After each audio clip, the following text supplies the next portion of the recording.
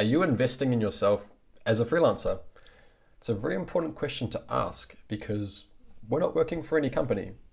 As freelancers, our entire careers are developed by ourselves, and that includes investing in yourself as a freelancer. In my case, one of the first major investments I've made is getting the Canon M40 as my content creation camera. So I haven't used this yet. I'm still learning how to use it, and I'm currently using my iPhone. But I knew that content creation would always be a very important part of my growth as a freelancer. And because of that, I've upgraded to this better camera, which is going to allow me to make really professional content. I've also got a nice lens for this, and these two together cost me 1,200 euros. So roughly 2,000 New Zealand dollars. This is going to really help me grow because when I'm making high quality content, that's going to attract high quality clients, and it's going to allow me to build a personal brand. The second major investment that I made in myself was buying a ticket to Webflow conference. This cost me about $350 US, including a return flight to San Francisco and accommodation. So again, roughly about $2,000 of investment to attend this event. However, this is a huge investment on my business because a huge part of freelancing is your network.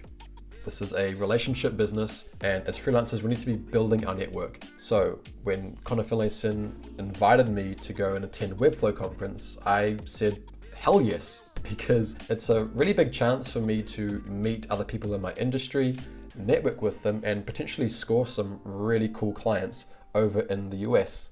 So this is also a way that I can invest in myself, is by investing in my network.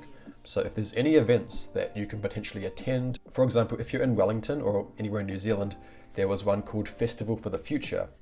Again, this ticket might cost you a couple of $100, but the people that you get to meet at these events are also people that spend money. There's a really key point here is that don't be a cheapskate. If you want to buy some equipment, invest in quality equipment. If you want to meet people that are prepared to pay you good money, go to events where you have to pay to get in. It's a good investment because it's in a way going to be weeding out people that aren't there to do business. You're actually going to meet real people at this conference that want to spend money.